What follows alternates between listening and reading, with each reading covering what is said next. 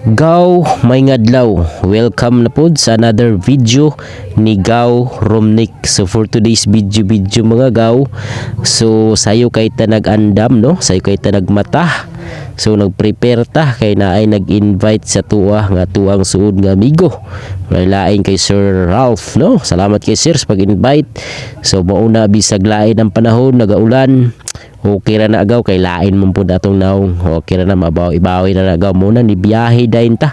Padulong dayon ta sa Malita, Davao Occidental para moapil aning event nila nga Run for a Cause no.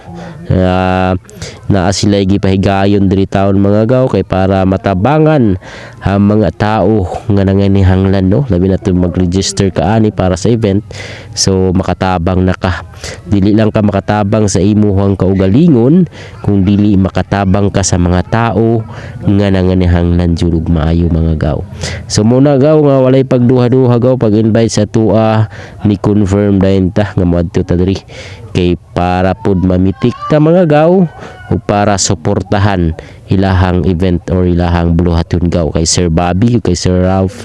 Salamat kay sa inyo. So muna na gaw gibuhian na diha ang 10k nga mga runners no. Naapod sila ya 5k tapos 3k mga gaw. So muna gaw nga nagisugdan na jud na gaw exactly 5 sa buntag no. Nagsugod na sila gaw. Tama-tama agpud gaw pag abot nato wala pa sila nagsugod kay nag-warm up pa sila o nag-start sila silahang program ug nagampo. So timing pud kaayo gaw nga igura jud pag abot nato wala pa jud sila kasugot jud kay tungod pud sa tempo no si ulan. So muna gaw gibuhian na pud diha ang 3k ug ang 5k nga mga runners gaw. So grabe ni nag-attend ani gaw, grabe nag-apil ani nga mga programa gaw, daghan pod kay nag-apil ani kay tungod gusto pod nilang motabang sa mga tao taon nga nanginahanglan jud. Ug the same time gaw na doble imuhang benepisyo ani gaw, nakatabang nakasalaing tao, natabangan pa nimo imuhang sarili nga magiging healthy mga gaw, di ba? Exercise man ni gaw, pasingot man ni gaw. So doble imuhang nabuhat ani. So dako kay kag puntos sa tuang Ginoo no, kay nitabang naka sa imong kapwa, natabangan pa nimo imuhang sarili. So mao na gaw padulong niya coal plant nila hang kuan gaw sa New Argao ilahang 10k nga mga area nya. Ang 5k diri dapit sa may coal plant, nya 3k diri na pud dapit sa may coal plant mga gaw.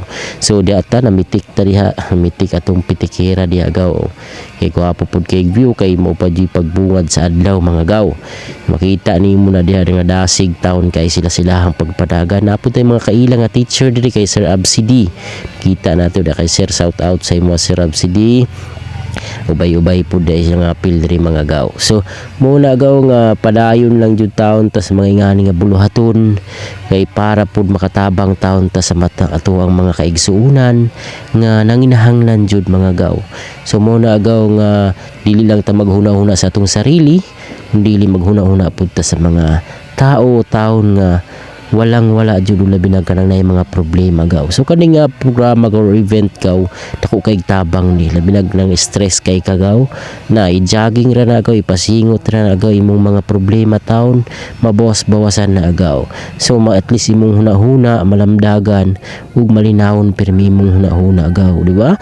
Kay healthy man imong panghunahuna, hapsay imong panghunahuna. So mo na gaw nga kung adunay mga event kay ni gaw, kung na kay time apil jud gaw, kung pwede kinahanglan jud maka-apil kay mga ingani nga mga buluhaton gaw kay dako kay tabang ni sa imuhang kaugalingon ug the same time makatabang ka sa ubang tao. So mao ni ilahang title sa kuan gaw no, Faith in Motion, Run for a Cause. So ubay-ubay jud ang nangapil ani ug siyempre ato ang mga idol nga mga riders, motocross riders na si John Michael Balanigaw, ang ato ang Pride of Davao Occidental nga kuya pud kaayo ni, ug siyempre naapod si Christian D. Villarino, ba mga riders nangapil ani gaw.